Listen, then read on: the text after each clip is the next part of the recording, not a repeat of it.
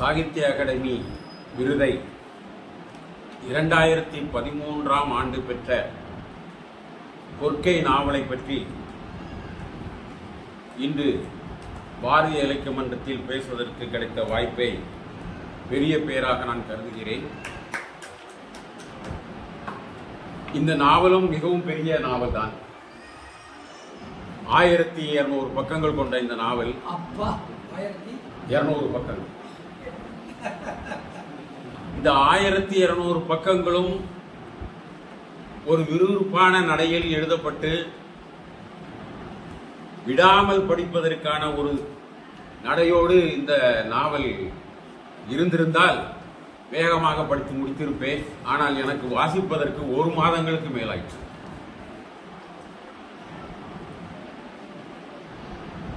கொற்கை நாவல் எழுதியவர் ஜே.டி. குரூஸ். இந்த நாவல் மீது எனக்கு முதலில் ஈர்ப்புண்டானதற்கு காரணம், இந்த நாவல் எங்கள் பகுதி மக்களை பற்றி பேசுகிற ஒரு நாவல். அன்று ஒன்றாக இருந்த நெல்லை மாவட்டம் இன்று 3 மாவட்டங்களாக இருக்கின்றன. தென்காசி மாவட்டம், தூத்துக்குடி மாவட்டம், நெல்லை மாவட்டம். அன்று ஒரே மாவட்டம் தான். என்னுடைய ஊர் சாத்தான்குளம். அதிலிருந்து ஒரு 10 கிலோமீட்டர் தூரத்தில் தான் ஜே.டி. குரூஸ் அவருடைய ஒவரி ஊர்க்காரர். இந்த ஒவரியை அங்கு 2 விதமான ஒவரி இருக்கு. ஒன்றுக்கு பேரு நாடார் ஒவரி, இன்னொன்று பரதவர் ஒவரி. 2 ஜாதிகளின் பெயரில் ஒவரியுடைய ஊர், அதாவது அந்த ஊர் பெயர் பலகை இருக்கு இல்லையா, ஊர் பெயர் பலகையோடு இருக்கிறது. அப்போ அது அரசாங்க ஆதரவோடு தானே இருக்கு. நாடார் ஒவரி, பரதவர் ஒவரி. பரதவர் பெர்னாண்டஸ் சொல்லுவாங்க, ஆங்கிலத்தில் பெர்னாண்டஸ் சொல்லுவாங்க. ஆனா பெர்னாண்டஸ் ஆங்கிலத்தில் சொன்னா கூட பெர்னாண்டஸ்ன்றது கத்தோலிக்க சமயத்தை சேர்ந்தவர்கள், பரதவர்கள் தான். அதனால எனக்கு ஒரு ஈர்ப்பு ஏற்பட்டது இந்த நாவல் மீது. நம்ம ஊருக்காரர் எழுதியிருக்கிறார், நம்ம ஊர் மக்களை பற்றி எழுதியிருக்கிறார், இந்த நாவலை வாங்கி படிக்கணும். அந்த நாவலை நான் அப்போ வாங்கும்போது 800 ரூபாய் விலை. அந்த நாவலை என்னுடைய நண்பர்கிட்ட கொடுத்துட்டேன், எனக்கு கிடைக்கல அவர்கிட்ட இருந்து. அதனால இந்த நம்ம கூட்டத்துக்காக பேச வேண்டும் என்பதற்காக நான் 1000 ரூபாய் கொடுத்து இந்த புத்தகத்தை வாங்கினேன். இந்த நாவல் பரிசு கிடைத்த உடனே அவருக்கு ஒரு பாராட்டு கூட்டம் சென்னையில் நடந்தது. பாரிமுனையில் கலை இலக்கிய பெருமன்றமும் முற்போக்கு எழுத்தாளர் சங்கமும் சேர்ந்து நடத்தினாங்க. நடத்தி இவருக்கு ஒரு பாராட்டு விழா கொடுத்தாங்க. அந்த கூட்டத்துக்கு நானும் போயிருந்தேன். அப்போ நான் அறிமுகப்படுத்திக்கிட்டேன், நான் சாத்தான்குளம் அப்படின்னு. அப்போ அவருக்கு ரொம்ப மகிழ்ச்சியா போச்சு, எங்க ஊருக்காரர் நீங்க பக்கத்தில் இருக்கீங்க அப்படின்ட்டு. நம்ம தொடர்பில் இருப்போம் அப்படின்னு சொல்லி ஃபோன் நம்பர்லாம் கொடுத்தாரு, பேசினேன். அதுக்கு பிறகு அவர் கூட ஒரு இலக்கிய கூட்டத்திலையும் சந்திச்சேன். அவருக்கு இன்னொரு பாராட்டு விழா நடக்கும்போது அங்கேயும் சந்திச்சேன். ஆனா அதுக்கு பிறகு என்ன ஆச்சுன்னா, இவருடைய அரசியல் நிலைப்பாடு வெளியே தெரிஞ்ச உடனே கலை இலக்கிய பெருமன்றமும் முற்போக்கு எழுத்தாளர் சங்கமும் அவருக்கு பாராட்டு விழா நடத்தியதை மிகவும் தவறு என்று பேசினார். ஏனென்றால் இவர் தன்னை பிஜேபி கட்சிக்காரர் என்று அறிவித்துக் கொண்டார். மோடியை மிகவும் புகழ்ந்து பேசினார். அப்போ எனக்கு கூட குரூஸ் மேல ஒரு அதிருப்தியை இதாகிட்டான். அது மட்டும் இல்லாம கொற்கையை பற்றி இலக்கிய வட்டாரத்தில் யாரும் பேசுவதில்லை. ஏனென்றால் பெரும்பாலும் இலக்கிய வட்டாரத்தை சேர்ந்தவர்கள் இடதுசாரி கட்சியினர் தான். முற்போக்கு எழுத்து சிந்தனையுடையவர்களுடைய இலக்கியம் தான் இங்கும் இன்று தமிழ்நாட்டில் கோலோச்சி கொண்டு இருக்கிறது. அதில் ஒன்றும் சந்தேகமே கிடையாது. அவர்கள் தான் எழுதுகிறார்கள், அவர்கள் தான் அதிகம் படிக்கிறார்கள், அவர்கள் தான் இலக்கியத்துக்கென்று இயக்கம் நடத்துகிறார்கள். அதனால் ஜே.டி. குரூஸ் பேசுவதற்கு, அவரை பற்றி பேசுவதற்கு யாரும் முன்வரவில்லை. கொற்கை அப்படியே அந்த நாவல் அப்படியே ஃபேட் ஆகிடுச்சு. இப்போ இந்த நம்முடைய இதுக்காக நான் இதை எடுத்திருக்கிறேன். ஒரு இந்த விருது ஒரு எழுத்தாளனை காப்பாற்றியது என்ற ஒரு செய்தியோடு நான் சொல்ல விரும்புகிறேன். இந்த கொற்கை நாவல் வந்து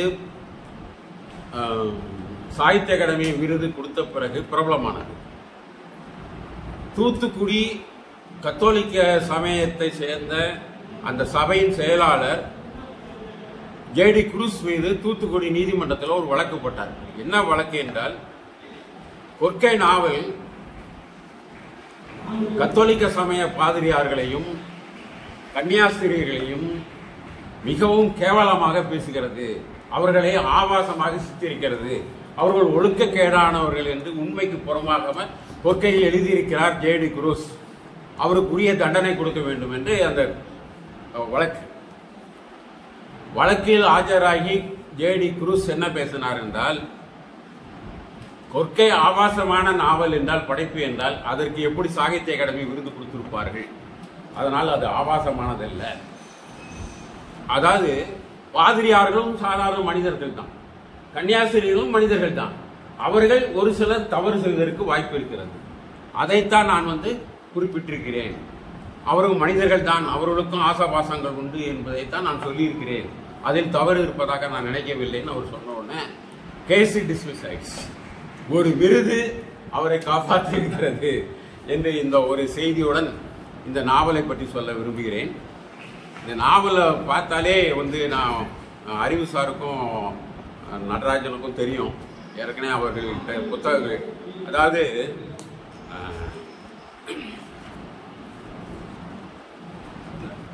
இந்த நாவல்ல ஒரே வரைபடங்கள் தான்.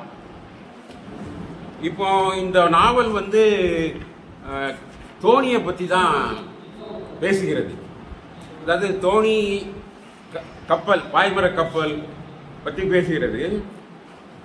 கடலில் எந்தெந்த திசை காற்றுகள் எல்லாம் அவர் இதுல படம் போட்டு விளக்கி சொல்லியிருக்கிறாரு. அடுத்தது ஒரு பாய்மர கப்பலுடைய பாகங்கள் ஒரு டயக்ராம் இருக்கு. இது ஏதோ பள்ளி கல்லூரி மாணவர்களுக்கு உள்ள புத்தகம் மாதிரி இவைகள் எல்லாம் இருக்கின்றன.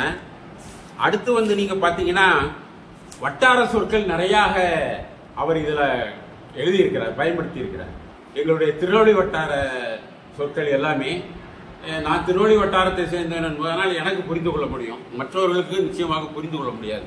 அதனால இந்த டிக்ஷனரி இல்லாம படிக்க முடியாது. நீங்க இந்த டிக்ஷனரி எல்லாம் முதல்ல படிக்கணும். பிறகு இந்த நாவலில் வரும் குடும்பம் ஒரு 34 குடும்பம், அந்த 34 குடும்ப உறுப்பினர்கள் அவர்களுடைய வரைபடம், குடும்ப வரைபடம், ஃபேமிலி 34 இருக்கு, 34 இது இருக்குது.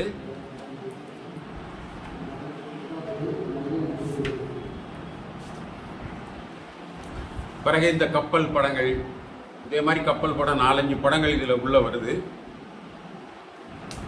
சரி, இந்த நாவலுக்குள்ள போவோம். நம்ம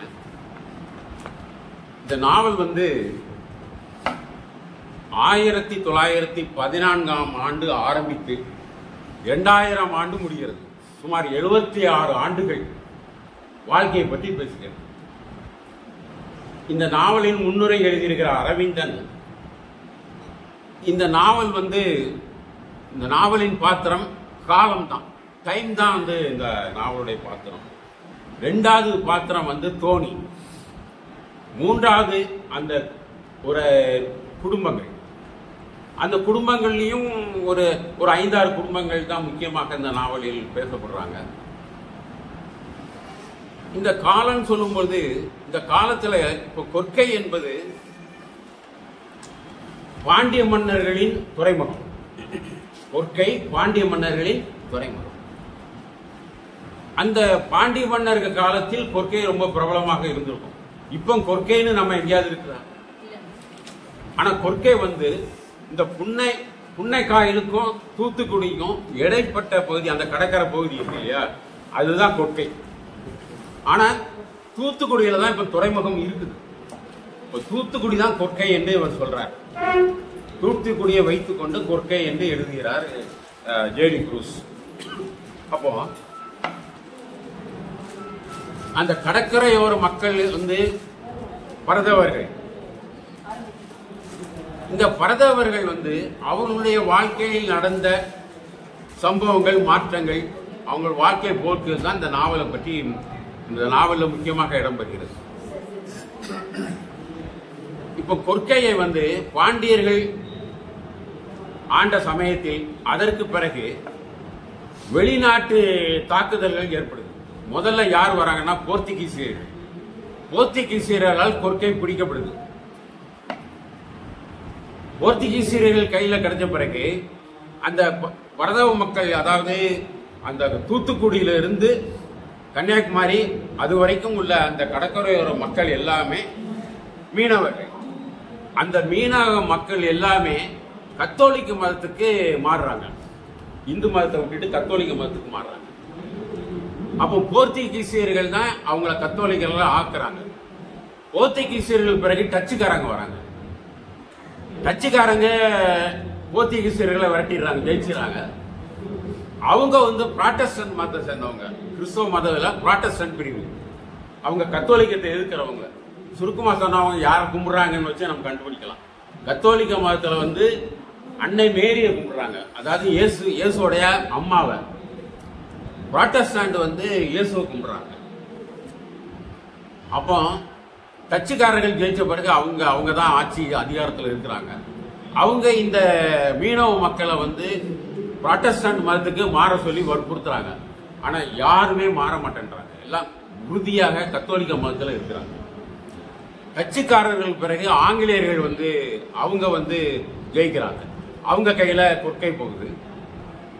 அவங்க வந்து புராட்டஸ்ட் மதத்தை சேர்ந்தவங்க. அவங்க முயற்சி பண்றாங்க, அவங்களாலையும் அதை இது பண்ண முடியல. இப்போ கத்தோலிக்க மதம் ரொம்ப உறுதியாக இருக்குது. ஆங்கிலேயர்கள் என்ன பார்க்கறாங்கன்னா, அவங்க எப்போதுமே ஒரு தந்திரமான ஒரு முடிவு எடுக்கிறாங்க. இந்தியாவில் ஆட்சி செய்யும் போது அவங்க மக்களுடைய மத நம்பிக்கையில் தலையிடுவதில்லை.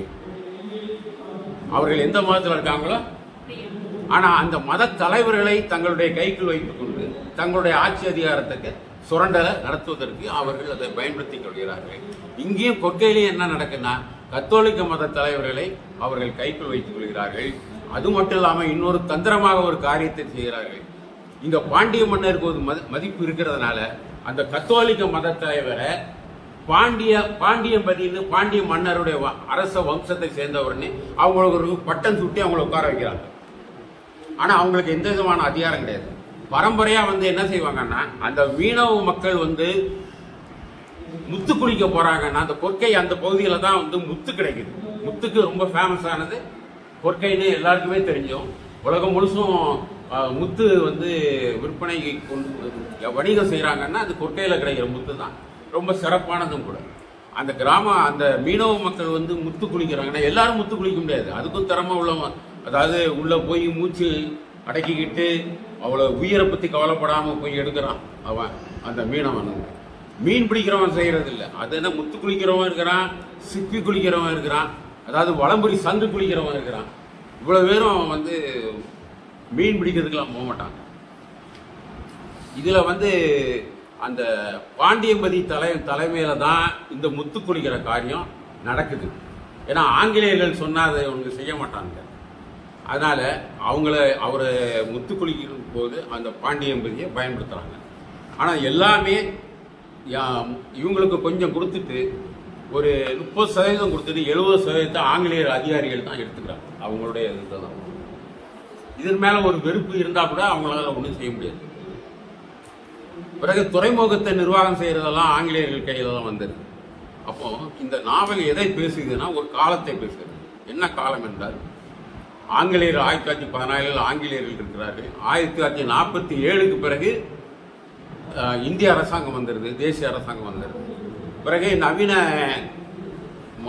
மாடர்னிசம் நவீன காலம் வந்துருது. இந்த காலங்களில் கொற்கை சார்ந்த மக்களுடைய வாழ்க்கை போக்குகள், அவங்களுடைய சமூக மாற்றம், பொருளாதார மாற்றம், அரசியல் மாற்றத்தை பற்றி தான் இந்த 76 வருடங்கள் உள்ளதை பேசுது. அப்போ இந்த மக்கள் எல்லாருமே, கொற்கையில் இருக்கவங்க எல்லாம், மீனவ மக்கள் எல்லாமே தோணியில கடல்ல போறது நம்பி தான் இருக்கிறாங்க. அந்த காலத்தில் நீங்க பாத்தீங்கன்னா கொழும்புக்கு ரொம்ப சாதாரணமா இப்போ காலையில போயிட்டு சாயந்தரம் திரும்புவாங்க. இங்க ஆமா அந்த மாதிரியான ஒரு போக்குவரத்து இருந்தது. ஏன்னா மன்னாருக்கும் வந்து ராமேஸ்வரத்துக்கும் கிட்டத்தட்ட ஒரு அரை மணி நேரம் தூரம் தான், 18 கிலோமீட்டர். அரை மணி நேரம் தூரத்தில் கூட விசைப்படகுல போயிடுவாங்க. அப்ப இவங்களுடைய ரெண்டுக்கும் ஒரே அரசாங்கம் தான் இருக்கு, வெள்ளையர் அரசாங்கம் தான் இலங்கையிலேயும் இருக்குது, இங்கேயும் இருக்கு. அதனால இந்த மக்களுடைய வியாபாரம் எல்லாமே வந்து எல்லா நடவடிக்கைகளும் அங்கதான் இருந்தது. அதுலேயும் அந்த மீனவ குடும்பத்தை சேர்ந்தவங்க, அந்த ஜாதியை சேர்ந்தவர்கள் 4 பிரிவுகளா இருக்கிறாங்க. 4 பிரிவுகள்னு சொல்லும்போது ஒரு பிரிவு, அதாவது இந்த 4 பிரிவுகளை வந்து 4 பிரிவு வந்து உயர்ந்த பொருளாதாரத்தில் வலிமையானவர்கள். அவர்கள் தான் தோணி படகுடைய அதிபர்களாக இருக்கிறாங்க. அவங்க தான் மொத்த வியாபாரத்திலலாம் ஈடுபட்டிருக்கிறாங்க. அவங்கள வந்து மேசக்காரர்னு சொல்றாங்க, ரிவேரான்னு சொல்றாங்க. இவங்களுக்கெல்லாம் வந்து பாத்தீங்கன்னா இந்த நாவல சொல்ற ஒரு செய்தி, இந்த ரிவேரா குடும்பத்துக்கும் மேசக்காரர் குடும்பத்துக்கும் மெல்வைதா அப்படின்னு ஒரு குடும்பத்துக்கும், இவங்கெல்லாம் பணக்கார குடும்பம், வெள்ளைக்காரங்க கூட ஒன்னா இருந்து சாப்பிடக்கூடிய தண்ணி அடிக்கக்கூடிய அளவுக்கு அவங்க நெருக்கமானவங்க. அவங்களுக்கு வந்து குடிக்கிற தண்ணி வந்து கொழும்புல இருந்தா வரும். ஏன்னா கொழும்புல உள்ள தண்ணி தேங்காய் தண்ணி மாதிரி அந்த அளவுக்கு வந்து ரொம்ப சிறப்பா இருக்கும். அவங்களுக்கு அந்த அளவுக்கு இலங்கைக்கும் இந்தியாவுக்கும் தமிழ்நாட்டுக்கும் அந்த அளவுக்கு தொடர்புகள் இருந்தது. அப்போ சமூக வாழ்க்கைன்னு பார்த்தீங்கன்னா 2 ஜாதியை பற்றி தான் இந்த நாவலில் அதிகமாக சொல்லப்படுது. ஒன்று பரதவர்கள் ஜாதி, இன்னொன்று வந்து நாடார்கள். இந்த நாடார்கள் வந்து கொற்கைக்கு வந்து வியாபாரத்திலே எப்படி முன்னேறாங்க, இந்த தோணி தொழிலையும் அவங்க எப்படி கைப்பற்றாங்க அப்படின்றத பற்றி இந்த நாவலில் அவர் சொல்றாரு. வருத்தத்தோடு சொல்றாரு. ஏன்னா ஜேடி குரூஸ் வந்து மீனவ ஜாதியை சேர்ந்தவர். அவர் தன்னுடைய ஜாதி மக்கள் வந்து ஒரு ஒழுக்கக்கேடு உள்ளவர்களாகவும், ஒரு அறிவு இல்லாதவர்களாகவும், தொலைநோக்கு சிந்தனை இல்லாதவங்களாகவும், ஒற்றுமை இல்லாதவங்களாகவும் இருக்கிறாங்க. அதனாலதான் அவங்க வந்து நாடார்கள்ட்ட தங்கள் தொழிலை இழந்துடுறாங்க. நாடார்கள் வந்து ரொம்ப ஒற்றுமையா இருக்கிறாங்க, அவங்க வந்து ரொம்ப உழைப்பாளிகளா இருக்காங்க, அவங்க வந்து தங்களுடைய வியாபாரத்துல முன்னேறணும், எப்படி முன்னேறணும்ன்றதுல ரொம்ப தந்திரமாகவும் திறமையாகவும் இருக்கிறாங்க. தொலைநோக்கு இருக்குது அவங்களுக்கு. உதாரணமா கொற்கைனா தூத்துக்குடி தான். கொற்கையில நீங்க பாத்தீங்கன்னா வந்து ஒரு தேங்காய் எண்ணெய், விவிடி ஆனந்தம் தேங்காய் எண்ணெய் கேள்விப்பட்டிருப்பீங்க, அவ்வளவு மணக்கும்.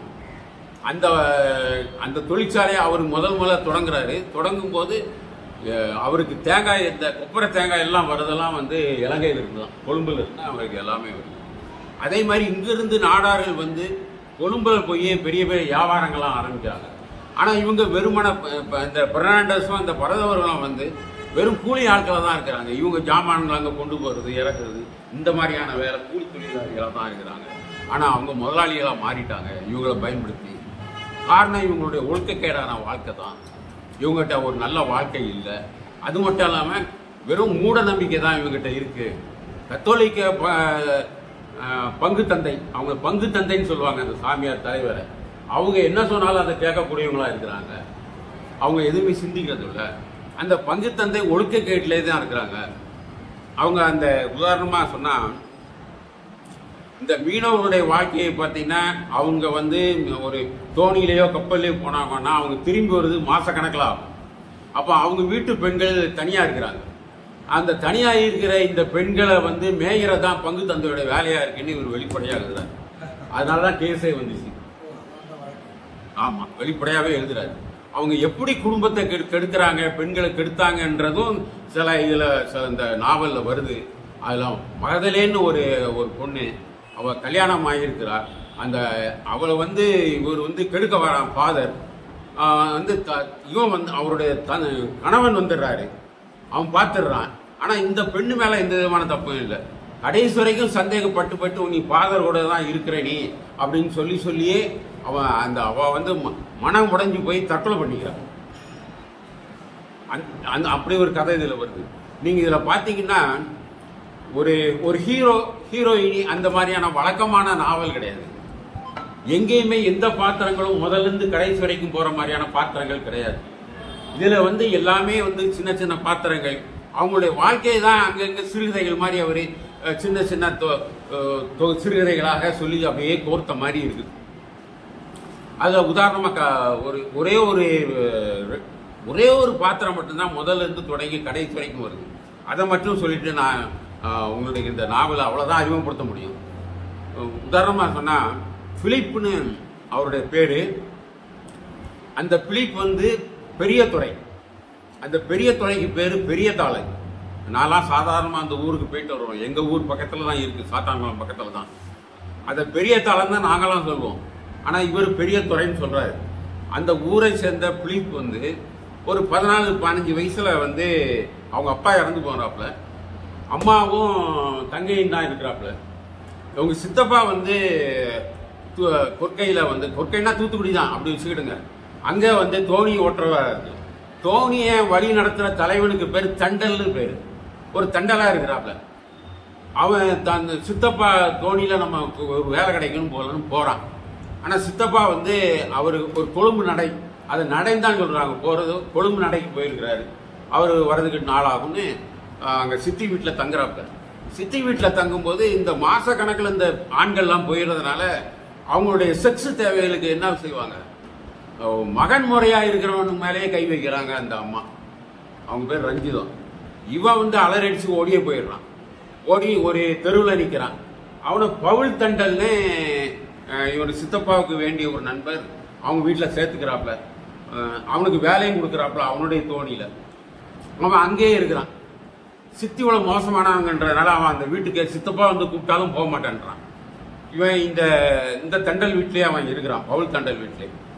பவுலுக்கு ஒரு மகள் இருக்கு, சலோமின்னு. அந்த சலோமியை விரும்புறான்.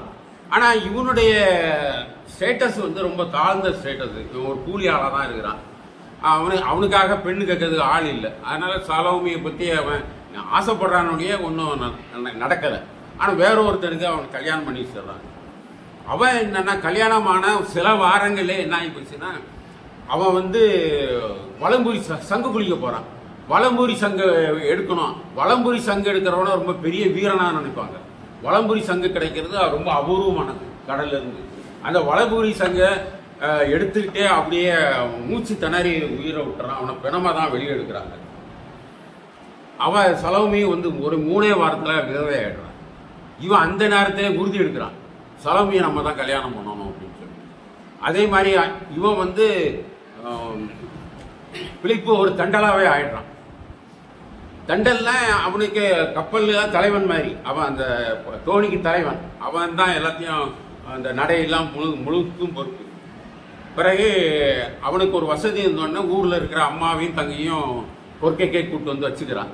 அதுக்கு பிறகு அவன் சலோமிய நான் கல்யாணம் பண்ணிக்கிறேன்னு சொல்லி ஆரம்பிச்சு, ஆனா வீட்டுல யாரும் ஒத்துக்கல, எதிர்ப்பு இருக்குது. ஆனாலும் அந்த எதிர்ப்பை மீறும் ஒரு விதவியை திருமணம் செய்துக்கிறான் அவன். அதுக்கு பிறகு அவனுடைய வாழ்க்கையில நல்ல முன்னேற்றம். சலோமி ஒரு புத்திசாலியான ஒரு பெண்ணா இருக்கிறான். அவங்களே சொந்தமா ஒரு தோணி வாங்குறாங்க. தோணி வாங்கி நல்லா சம்பாதிக்கிறாங்க. அவங்களுக்கு 7 குழந்தைகள் பிறகுது. அந்த 7 குழந்தைங்க இவங்களுக்கு. பிலிப் அவனுக்கு ஒரே நோக்கம், வாழ்க்கையில நிறைய பணம் சம்பாதிக்கிறது தான். அவனுக்கு ஏகப்பட்ட சொத்து சேர்ந்துருக்கு. தூத்துக்குடியிலே ஒரு 10-12 வீடு வாங்கிடுறான். பிறகு இன்னும் நிலங்கள்லாம் வாங்கி போட்டிருக்கிறான். குடும்பத்தை கவனிக்காம தொழில் தொழில் தொழில் தொழில் தொழில். அவன் பிள்ளைகள்லாம் அவங்க இஷ்டத்துக்கு வளர்றாங்க. அதுல மூத்த பையன் அருள்தாஸ். அவன் பாதிரியார் ஆகிடுறான். சென்னையில ஒரு ஃபாதரா இருக்கிறான். பிறகு மற்ற பிள்ளைகளை அவன் கல்யாணம் பண்ணி கொடுக்குற இடத்துல அவங்களுடைய வாழ்க்கை ஏற்றத்தாழ்வா இருக்கு. எல்லாமே உதவி செய்யறது இவரு பிலிப்பு தான். பிலிப்புக்கு 92 வயசு வரைக்கும் இருக்கிறாப்புல. ஆனா அவருக்கு எப்போதுமே என்ன உண்டாகுதுன்னா, நம்மளுடைய பிள்ளைகள் எல்லாமே உண்மையான அன்பு உள்ளவங்க இல்ல, நம்மளுடைய சொத்தை பறிக்கிறதுக்கு தான் ஆர்வமா இருக்கிறாங்க அப்படின்னு அவருடைய எண்ணம். அவருக்கு வாழ்க்கையில நிம்மதியே இல்லை. ஒரு சின்ன வார்த்தை சொன்னதுக்காக அவனுடைய கடைசி பையன் ஜேம்ஸ் அவன் வீட்டிலே தற்கொலை போட்டு இறந்து போறான். அவனுக்கு 35 வயசு தான். அது அவனுக்கு மிகப்பெரிய அதிர்ச்சியா இருக்கு. ஒரு ஒரு புதுசா வந்து ஒரு பெரிய குடோன் திறந்து அந்த குடோனை வந்து பாத்துக்கிறேன்னு சொல்லும்போது நீ அதுக்கு வாட்ச்மேனா இருந்து தவறுதலா ஒரு வார்த்தை சொல்லிடுறாரு அவங்க அப்பா. அதுக்காக அவன் தற்கொலை பண்ணிக்கிறான். இந்த மாதிரி அவனுக்கு இருந்தோன்னா ஒரு 92 வயசு. அவருக்கு ஒரு நண்பர் சண்முகவேல் நாடார். அவரும் சாதாரணமா வந்து ஒரு பெரிய பணக்காரன ஆனவர் தான். அவர் சென்னையில் இருக்கிறார். இப்போ அவரும் இந்த ஷிப்பிங் தொடர்பான ஒரு தொழில தான் இருக்கிறார். சண்முகவேல் நாடாரை போய் பார்க்கறாப்புல. பிலிப்புக்கு ஒரு பேத்தி வந்து அண்ணா நகர்ல இருக்கிறார்.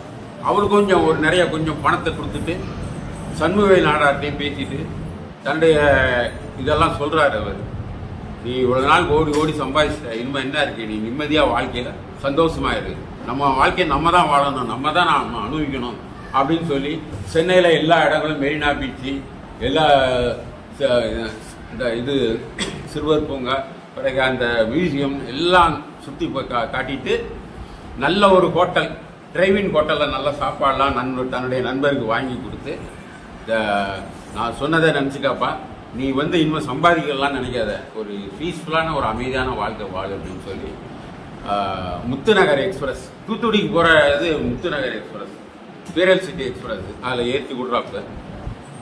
ட்ரெயின் வந்து தூத்துக்குடியில் வந்து நிற்குது. எல்லாரும் இறங்கிட்டாங்க, இவர் மட்டும் இறங்க. இவர் உடம்பில் அசைவே இல்லை என்று நாவல். அதாவது இந்த நாவலை பற்றி சொல்றாருந்த ஒரு காலத்தை, இப்போ இது ஒரு சமூக வாழ்க்கையை பற்றி சொன்ன பொருளாதார வாழ்க்கைன்னு சொல்லும் பொழுது இந்த பொருளாதார வாழ்க்கையில வந்து ஏற்கனவே மீனவர்கள அந்த மீனவர்களே ஓய்ந்த ஜாதி இருக்காங்க இல்லையா, அவங்க கையில தான் எல்லாமே இருக்குது. அவங்க வந்து ஆங்கிலேயர்கள் அவர்களை தான் நம்புறாங்க, ஏன்னா அவங்களுக்கு தான் எல்லாம் தெரியும் அப்படின்னு அவங்களையே கையில வச்சுக்கிட்டு வேலை வாங்குறாங்க. மற்றவங்க எல்லாம் வெறும் கூலி ஆட்சியில தான் இருக்கிறாங்க. அவங்க எப்போதும் குடிகாரர்களா இருக்கிறாங்க. அவங்க வாழ்க்கை ஒண்ணுமே சரியில்லாம இருக்குது. அதனால பொருளாதாரத்தில் அவங்க வந்து தாழ்ச்சியா இருக்காங்க. பிறகு பெண்கள் எல்லாமே சினிமா பாக்குறவங்களா தான் இருக்கிறாங்க. தூத்துக்குடியில பாத்தீங்கன்னா ஒரு தியேட்டர்ல வந்து சார்லஸ் தியேட்டர்னு நினைக்கிறேன், அதுல பாவ மன்னிப்பு சிவாஜி படம் ரிலீஸ் ஆகுது. அந்த படத்துக்கு அந்த தியேட்டருக்கு போறாங்க. அங்க வந்து ஏதோ தீ பிடிச்சிருக்கு. தீ பிடிச்சதுல வந்து ஒரு 60-70 பெண்கள் தீயில மாட்டிக்கிட்டு செத்து போறாங்க. பாவ மன்னிப்பு படம். அப்போ வந்து அது மிகப்பெரிய செய்தியாக தமிழ்நாட்டில் பேசப்படுகிறது. உங்களுக்கெல்லாம் நினைவு இருக்கா நம்ம தெரியல. இப்போ அதுல இறந்து போனது பாத்தீங்களா எல்லாம் பரதவ பெண்கள் தான். அந்த அளவுக்கு அவங்க சினிமா மோகம். அடுத்தது வந்து பக்தி. எப்போ பார்த்தாலும் பங்கு தந்தை என்ன சொல்றாரோ அதுதான். அன்னை மேரியே அவங்களுக்கு ஏற்கனவே இந்துக்கு மதத்தில் இருக்கும்போது அவங்களுக்கு ஒரு தெய்வம் இருக்குது, சந்தன மாரியம்மன். அந்த சந்தன மாரியம்மனை கும்பிடுறதே விட்டாங்க. அது அனாதை ஆட்டம் கிடக்குது. இப்படி வந்து வாழ்க்கை. பிறகு அடுத்தது வந்து அரசியல். இந்த நாவல்ல அரசியல் வந்து ரொம்ப மேலோட்டமா தான் சொல்லிட்டு போறாரு. ஆங்கிலேயர்கள் வராங்க. ஆங்கிலேயர் ஆட்சியில வந்து வஉசி வந்து இப்ப தூத்துக்குடியை பத்தி பேசும்போது வஉசியை பேசாம இருக்க முடியாது. அவர் கப்பல் விடுறாரு. அந்த கப்பல் விட்டதை பத்தி ரொம்ப ஒரு எழுச்சியாலாம் ஜேடி குரூஸ் சொல்லல. அவனா ஏதோ பைத்தியக்காரன் விட்டான். அதை தோக்கடிக்கிறதுக்கு வெள்ளைக்காரன் வந்து ரொம்ப குறைந்த கூலி, அந்த சரக்குகளை ஏத்துறதுக்கு ரொம்ப குறைந்த கட்டணத்துல வச்சு அவன் நஷ்டம் அடைஞ்சான். ஆனா அவங்கள ஒழிச்சு கட்டிட்டான். அதை அவ்வளவுதான் சொல்லிட்டு ஆஸ்துறையை வந்து சுட்டுக் கொள்றாங்க. ஆஸ்துறைக்கு வந்து கோயில் கட்டி கும்பிடுறாங்க பரதவ மக்கள். அதை பதிவு செஞ்சிருக்காரு. ஆஸ்துறையை பத்தி நம்ம எவ்வளவு இதான் மோசமா நினைக்கிறோம்.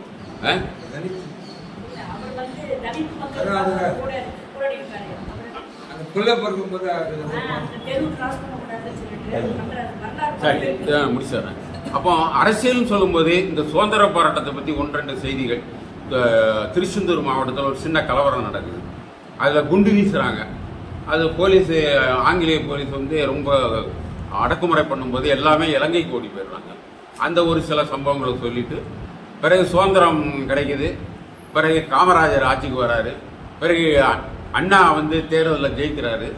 பிறகு எம்ஜிஆர் கட்சி ஆரம்பிக்கிறாரு. இப்படி போற போக்குல உரையாடலே அந்த சில இதுகளை சொல்லிட்டு அவர் முடிச்சிடுறாரு. அதாவது காலத்தை வந்து ஒரு பதிவு செஞ்சிருக்கிறார்.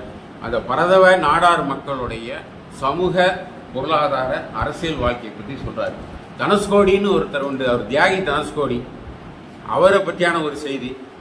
பிறகு கர்டோசான்னு ஒரு அலங்காரன் கர்டோசா, அவர் பரதவர் காங்கிரஸ் பீரியட்ல ஒரு அமைச்சராக இருந்தவர்.